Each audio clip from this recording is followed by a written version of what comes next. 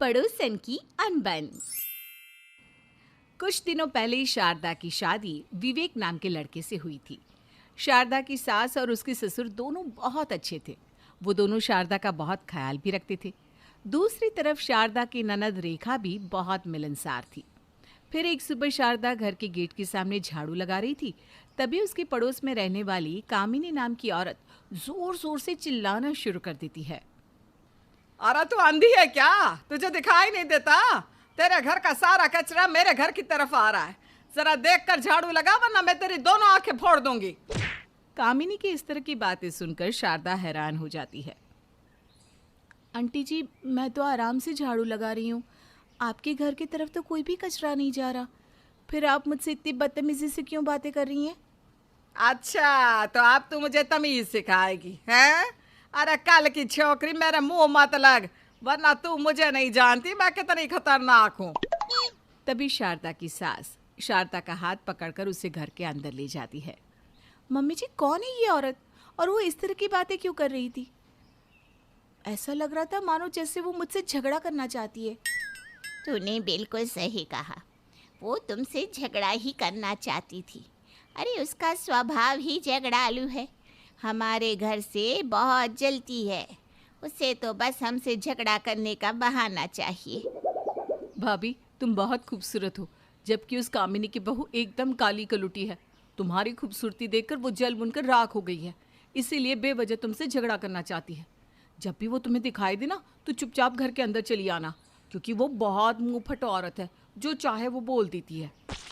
फिर उस दिन से शारदा कामिनी से बचकर रहने लगती है, क्योंकि शारदा एक सीधे स्वभाव की लड़की थी। वो बेवजह किसी के साथ उलझना पसंद नहीं करती थी। इस तरह कुछ दिन बीत जाते हैं। फिर एक दिन रेखा को देखने लड़के वाले आते हैं। लड़का एक सरकारी नौकरी करता था। वो अपने माता पिता के साथ एक बड़ी कार में आया था। दूसरी तरफ लड़का भी देखने में बहुत सुंदर था। जब कामिनी की नज़र लड़के पर पड़ती है तो उसकी आंखें फटी की फटी रह जाती है। अरे बाप रे, ये लड़का तो बहुत ही सुंदर है, साथ में अमीर भी लगता है। अगर रेखा की शादी इसके साथ हो गई तब तो रेखा जिंदगी भर मौज करेगी। नहीं नहीं नहीं, मुझसे ये सब नहीं देखा जाएगा। अभी कोई चाल चलकर इसकी शादी तुड़वा देती हूँ। इसके बाद कामिनी अपने घर के पास वाली नाली से ढेर सारा कीचड़ एक बाल्टी में भर लेती है और अपनी छत पर जाकर कीचड़ से भरी बाल्टी लड़के के ऊपर फेंक देती है। ये क्या बदतमीजी है? आपने मेरे ऊपर कीचड़ क्यों फेंका? अरे बेकार में ऊंची आवाज करके बात मत कर, जानबूझकर नहीं फेंका। गलती से बाल्टी मुझसे छूट गई। तू कौन है जो मेरे मोहल्ले में आकर मुझे ही धमकी दे रहा है? तभी शारदा और उसके घर के सभी लोग बाहर आ जाते हैं। कामिनी चाची, अब जानबूझकर इन्हें परेशान क्यों कर रही हो? अपने काम से काम रखो, वरना ठीक नहीं होगा। आंटी, ये सभी रेखा को देखने आए हैं। आप बेवजह हमारे घर का माहौल क्यों बिगाड़ रही हो? आपने इस बेचारे लड़के के सारे कपड़े गंदे कर दिए। आपको ऐसी हरकत करते हुए शर्म आनी चाहिए। शारदा की बातें सुनकर कामिनी गुस्से से तिल मिला जाती है। उसके बाद वो नीचे आकर शारदा और उसके परिवार वालों से झगड़ा शुरू कर देती है। मैं तुम सबसे तंग आ गई हूँ, हमेशा मिलकर मेरी बुराई करते हो। लड़का सुन, तू इस लड़की से क्यों शादी करने आया है? अरे ये रेखा ना बिल्कुल अच्छी लड़की नहीं है। कॉलेज में न जाने कितने लड़कों के साथ चक्कर चलते हैं। चुपचाप यहाँ से भाग जा, वरना इससे शादी करके तू तो बहुत पछताएगा। हे भगवान, ये तुम क्या कह रही हो? अरे बिल्कुल सही बोल रही हूँ बहन जी। सारा मोहल्ला इसकी हरकतों के बारे में जानता है। ये लड़की तुम्हारी क्या किसी की भी बहू बनने के लायक नहीं है। अपने बारे में झूठी बातें सुनकर रेखा को बहुत दुख होता है। वो रोते हुए अपने कमरे में चली जाती है। लेकिन कामिनी के मुंह से रेखा की बुराई सुनकर लड़के की माँ कामिनी की बातों पर यकीन करने लगती है। बेटा, असली बात तो आस पड़ोस वाले ही जानते हैं। घर के लोग तो सिर्फ अपनी लड़कियों की बड़ाई करते हैं। इस औरत ने जो कुछ कहा, मुझे तो उसमें सच्चाई नजर आती है। अब हम यहाँ रिश्ता नहीं करेंगे। चल यहाँ से चलते हैं बेटा। नहीं नहीं बहन जी, ऐसी दुष्ट औरत की बातों पर यकीन मत करिए। मेरी बेटी बहुत ही सीधी सादी और गुणी है। वो आपके घर को स्वर्ग बना कर रखेगी। अरे तो कितनी बड़ी झूठी है जो अपनी बेटी के बारे में बड़ी बड़ी बातें कर रही है। तेरी बेटी क्या खा घर को स्वर्ग बनाएगी? उसे तो ठीक से खाना बनाना तक नहीं आता।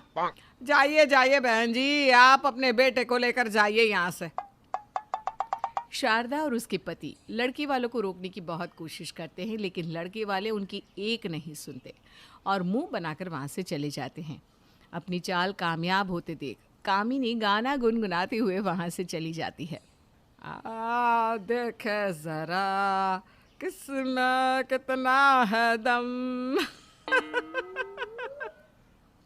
कामिनी की इस हरकत से शारदा और उसके ससुराल वाले बहुत नाराज हो जाते हैं।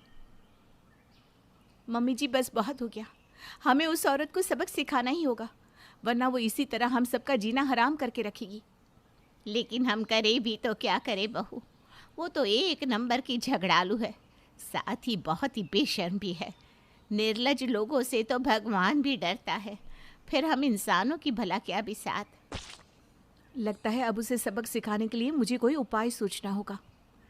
फिर कुछ दिनों बाद शारदा एक सुंदर सा लहंगा लेकर छत पर चली जाती है।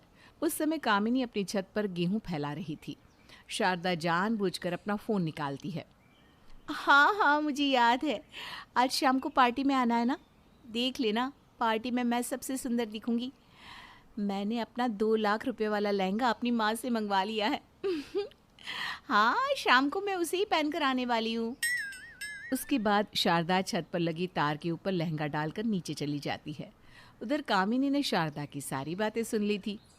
अच्छा, तो यह लहंगा 2 लाख रुपए का है और शाम को ये महारानी इसे पहनकर पार्टी में जाएगी। लेकिन मेरा नाम भी कामिनी है। मेरे रहते इनके घर में कोई खुश नहीं रह सकता। मैं अभी इसे जला दूंगी। उसके बाद कामिनी चुपके से अपनी छत की दीवार लांघकर शारदा के घर की छत पर चली जाती है।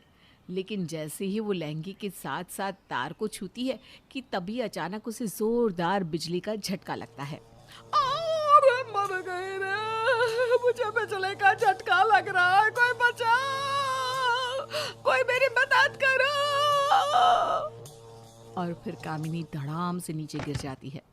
वो बिजली का झटका इतना खतरनाक था कि कामिनी के होश उड़ जाते हैं।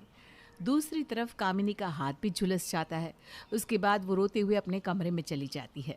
इस तरह कामिनी को उसका सबक मिल जाता है और उस दिन की घटना के बाद से वो दोबारा शारदा और उसके परिवार वालों को परेशान करने की हिम्मत नहीं करती।